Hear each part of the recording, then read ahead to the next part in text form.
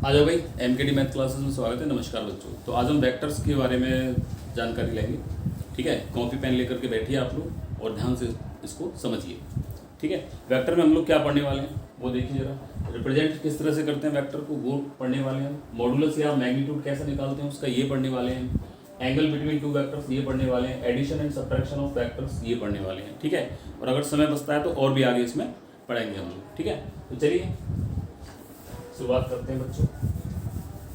Vector होता क्या है ये चीज देखिए। ठीक है, इसको आप समझने का पूरा प्रयास कीजिए। वेक्टर क्या है? अगर वेक्टर को आप लोग बात करो ना, जैसे कई तरह के आपके सिस्टम होते हैं, रियल नंबर सिस्टम होता है आपका, इसी तरह से वेक्टर का भी एक सिस्टम होता है। ठीक है, ये भी रिप्रेजेंट करता है। अब एक वेक्टर के लिए क्या क्या किस किस चीज़ की जरूरत पड़ती है आपको? देखो, वेक्टर के लिए एक तो यूनिट होना चाहिए आपके पास में। ठीक है, एक रियल नंबर होना चाहिए और एक डायरेक्शन होना चाहिए। क्या क्या होना चाहिए? एक यूनिट होना चाहिए, एक रियल नंबर होना चाहिए, एक डायरेक्शन होना चाहिए। अभी समझ में आ जाएगा आप लोगों को किस तरह से मैं बात कर रहा हूँ, लेकिन सबसे पहले हम फॉर्मेशन देखते हैं इसकी। वेक्टर की फॉर्मेशन किस तरह से होती है। ठीक है, तो वो चीज़ देखिए आप लोग। तो वेक्टर सबसे पहले आप देखो, ये देखिए, एक लाइन के बारे में आप लोग जानते हैं। ठीक है, लाइन क्या होता है? लाइन क्या होता है इसके बारे में आप अच्छी तरह से जानते हैं। पॉइंट से पॉइंट्सों को मिलाइए, आपका लाइन बन जाता है पूरा। कैसे करते हैं? अब ये आपने लाइन बना दी, ये लाइन बना दिया, दिस इज अ लाइन। एक लाइन है ना, तो इसका अभी आपको ये पता है कहाँ से शुरुआत हो रही है और ना ही ये पता है आपको कि कहाँ पर एंड हो रही है। ठीक है, तो ये आपका एक लाइन बन गया और इस पर ढेरों सारे पॉइंट्स आपके मौजूद रहेंगे। क्या अगर मैं आपसे ये पूछूं, क्या ये लाइन किसी भी लेंथ को रिप्रेजेंट कर रही है? आप कहोगे नहीं कर रही है।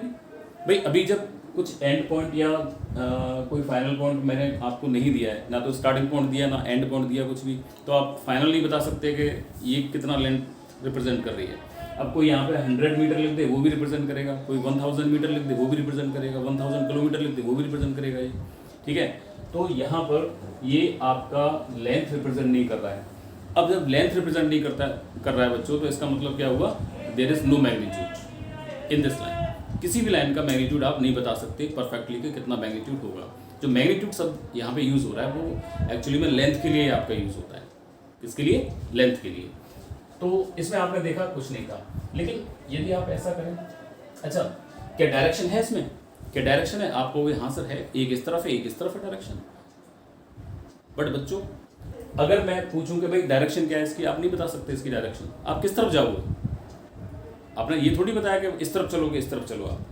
ठीक है, दैट मीन्स कोई डायरेक्शन नहीं है। अभी ये इस तरह से लिखा हुआ है, इधर भी इन्फिनिट आपका, इधर भी इन्फिनिट आपका, तो देयर इज नो डायरेक्शन। तो आपने क्या देखा इसमें? इसमें डायरेक्शन भी नहीं है और इसमें मैग्नीट्यूड भी नहीं है। नो लेंथ,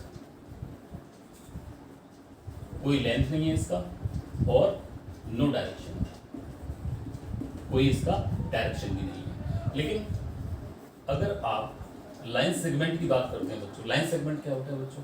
इसी में से आप एक काट लीजिए, इसी में से मान लो इतना इतना काट दिया मैंने, इतना काट करके इसको ऐसे करके रिप्रेजेंट कर दिया। ये एक पॉइंट दे दिया ए और एक पॉइंट दे दिया आपको बी। मतलब क्या हुआ? मतलब ये हुआ कि अब मैंने इसको लेंथ दे दिया, बट डायरेक्शन अभी भी नहीं है बच्चों। इसको लेंथ दे दिया इसको, बट डायरेक्शन अभी भी नहीं है इसके पास में। ठीक है, अब लेंथ मैंने जब ए और बी को आपको यहाँ बता दिया कि ए पॉइंट ये आपका, बी पॉइंट ये, मतलब इसके बीच का जो डिस्टेंस होगा, ए बी के बीच का डिस्टेंस होगा, वही इसका लेंथ होगा। और जो लेंथ होगा वही आपका क्या कहलाएगा? मैग्नीट्यूड कहलाएगा इसका। ठीक है, तो आप क्या देखोगे इसमें? लेंथ है, यस है, बट नो डायरेक्शन। इसका कोई भी डायरेक्शन आपका नहीं है। ठीक है, तो ये आपका लेंथ तो हुआ बट डायरेक्शन नहीं हुआ इसमें। क्लियर हो गई इतनी बात? अब देखिए जरा, रे क्या होता है? रे क्या होता है? रे का मतलब सीधा सीधा सा बच्चों, जैसे कि सन की रेज होती है, तो सन की रेज प्रोड्यूस हो रही हैं, सन से आ रही है निकल करके, मतलब ओरिजिन क्या है उसका? सन है कि नहीं? सन से ही तो निकल करके आ रही है आपके पास तक, तो इसका ओरिजिन है आप, मतलब ओरिजिनेट जहाँ से हो रही है, जहाँ से बन रही है। मतलब क्या हुआ? मतलब ये हुआ बच्चों कि जब आप इस तरह से आप इसको क्रिएट करेंगे, that means this is starting point of this line. ठीक है, या इनिशियल पॉइंट के नाम से भी इसको जाना जाता है, इनिशियल पॉइंट। और ये आपका अभी कोई फाइनल पॉइंट नहीं है, इसका आगे बढ़ता हुआ चला जा रहा है। तो ये क्या हुआ बच्चों, एक रे हुआ, ठीक है। अब ये जो रे है आपका, ये जो रे है आपका, यही एक वेक्टर बन जाएगा। कब, जब इसको मैग्नीट्यूड दे देंगे। जब बात समझ में भाई, इसमें डायरेक्शन है, इसमें देखो डायरेक्शन, अगर मैग्नीट्यूड की बात करूं इसमें, तो मैग्नीट्यूड इसमें नहीं होगा, डायरेक्शन होगा, यस होगा। मैग्नीट्यूड का मतलब आप अगर आपको एक पॉइंट दिया हुआ है, आगे आपको कोई पॉइंट नहीं दिया हुआ, दैट मीन्स कोई मैग्नीट्यूड नहीं है इसका, कोई लेंथ नहीं है इसका, आप बढ़ाते चले जाइए इसको आगे, ठीक है।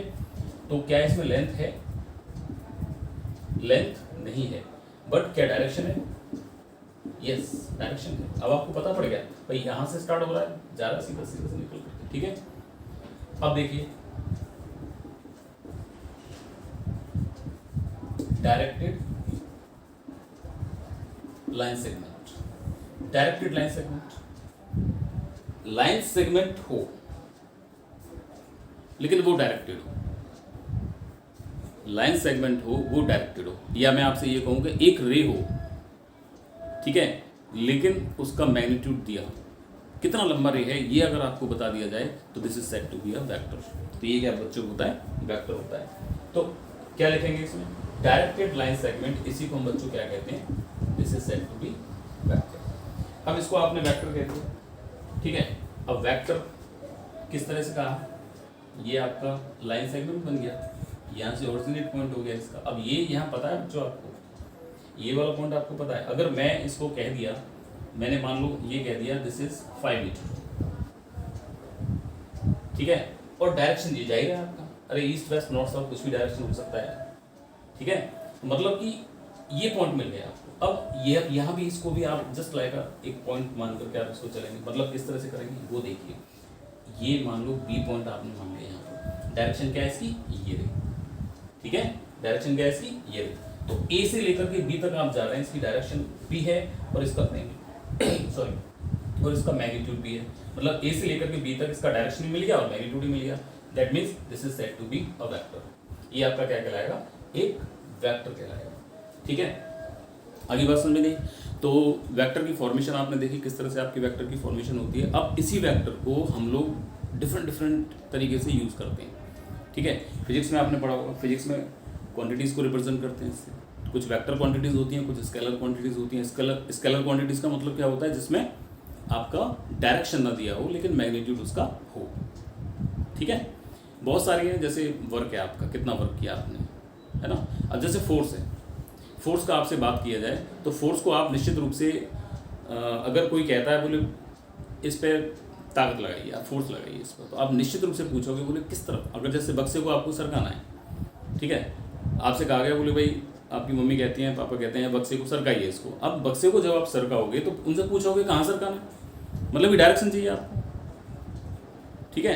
तो इस तरह से जो आपकी क्वांटिटीज़ बनती हैं वो आपकी वेक्टर क्वांटिटीज़ होती हैं और कुछ स्केलर क्वांटिटीज़ होती हैं। लेकिन हम मैथमेटिकली इसको पढ़ने वाले हैं, क्वांटिटीज़ वगैरह ये आप लोग फिजिक्स में पढ़ते हो, तो मैथमेटिकली हम लोग केवल वेक्टर को पढ़ेंगे, तो वेक्टर क्या होता है, किस तरह से आपका ये रिप्रेजेंट होता है। तो यहाँ ये जो 5 मीटर आया बच्चों, ये तो इसका मैग्नीट्यूड हो गया और डायरेक्शन आपको बताइए ए बी, ठीक है। अब रिप्रेजेंटेशन ऑफ वेक्टर कैसे हुआ, representation of vector just like this, आपने ए बी वेक्टर ले लिया। ए बी वेक्टर का मतलब क्या हुआ, यहाँ इसका मॉडुलस भी है आपके पास में, मतलब मैग्नीट्यूड भी है, लेंथ भी है इसका, लेंथ का हो, मैग्नीट्यूड का हो, मॉडुलस का हो, बात एक ही होती है, ठीक है। और डायरेक्शन भी है, ए से बी की तरफ डायरेक्शन है इसका। अगर मैं इसको ये लिख दिया बी ए, तो बी से ए डायरेक्शन हो गया इसका डायरेक्शन बी से ए हो गया डायरेक्शन इसका, ठीक है। तो ये समझ में आ गया होगा किस तरह से आप वेक्टर्स को देखते हो। अब देखो आगे, इसमें पहले मैं एडिशन बताता हूँ, ठीक है। एडिशन किस तरह से करते हैं, एडिशन के लिए बच्चों 2 रूल होते हैं आपके पास में, एक ट्रायंगल लॉ होता है और एक आपका पैरेललोग्राम लॉ होता है, ठीक है। Addition of 2 vector, addition subtraction दोनों साथ साथ देखते हैं। एडिशन सब्ट्रैक्शन दोनों को साथ साथ देखते हैं किस किस तरह से आपका वर्क होता है, ठीक है। अब मान लो, अब देखो जैसे ये रिप्रेजेंट किया ना आपने, A B vector, B A vector, और क्या रिप्रेजेंटेशन का तरीका, आप इसको ए वेक्टर से भी रिप्रेजेंट कर सकते हैं, आप बी वेक्टर से भी रिप्रेजेंट करते हैं, आप सी वेक्टर से भी रिप्रेजेंट कर सकते हैं इसको, ठीक है। इस तरह से भी आप इसको रिप्रेजेंट कर सकते हैं। तो अभी मैं आपको एडिशन और सब्ट्रैक्शन के बारे में बता रहा हूँ किस तरह से करते हैं। रूल कौन से लगते हैं बच्चों? दो रूल काम करते हैं आपके, एक ट्रायंगल लॉ होता है और एक आपका पैरेललोग्राम लॉ होता है। ठीक है, तो हम लोग तो मैथमेटिक्स में वेक्टर्स को पढ़ रहे हैं, तो बहुत ही सिंपल सी चीज़ हम लोग पढ़ेंगे कि एडिशन और सब्ट्रैक्शन कैसे करते हैं। इन दोनों को कंबाइन करके मैं आपको पढ़ा रहा हूँ। ठीक है, अब ना तो मैं इसमें ट्रायंगल रूल लगा रहा और ना ही इसमें पैरेललोग्राम रूल लगा रहा हूँ। इसमें जो लगना होगा अपने आप लग जाएगा। ठीक है, जो लगना होगा रूल वो अपने आप आपका लगेगा। जैसे मान लो एक वेक्टर दिया हुआ है आपको, मान लो ये एक वेक्टर दिया हुआ है और एक आपको ये वेक्टर दिया हुआ है, and this is A vector and this is B vector. दो वेक्टर्स आपको दिए हुए हैं। ठीक है, अब इन वेक्टर्स को वो कहता है, बोले कि आप जोड़िए। अगर आपको एडिशन करना है इनका तो कैसे करते हैं वो चीज़ देखिए। पहले मैं थोड़ा सा सिंपल बता देता हूँ, फिर उसके बाद में और नेक्स्ट देखेंगे आगे। मान लो एक ये वेक्टर था आपका, एक मिनट डाल देता हूँ इसको। एक वेक्टर आपका A vector, this one is A vector and this is B vector. B vector आपका लगभग इस तरह से। ठीक है भाई, this is A vector and this is B vector. इन दोनों को आपको क्या करना है? जोड़ना है। अब जोड़ेंगे तो जहां से आप स्टार्ट किया था ना, आपने जहां से स्टार्ट किया था, मान लो आप यहाँ खड़े हो गए, आप पहले यूँ चलिए फिर यूँ चलिए, आप यहाँ तक पहुंच गए। तो अब ये डायरेक्शन देखिए, ये ऐसे करके डायरेक्शन दिया जाएगा। हमेशा फाइनल पॉइंट की तरफ डायरेक्शन दिया जाएगा। हमेशा फाइनल पॉइंट की तरफ डायरेक्शन दिया जाएगा जहां से आप खड़े हो वहां से। ठीक है, अब अगर ट्रायंगल लॉ की बात करूंगा, ट्रायंगल लॉ क्या कहता है? This plus this is equal to this. मतलब कि मान लो अगर ये आपका O है, ये आपका A है और ये आपका B है, तो बच्चों आप किस तरह से ट्रायंगल लॉ वर्क करता है? आपका OA प्लस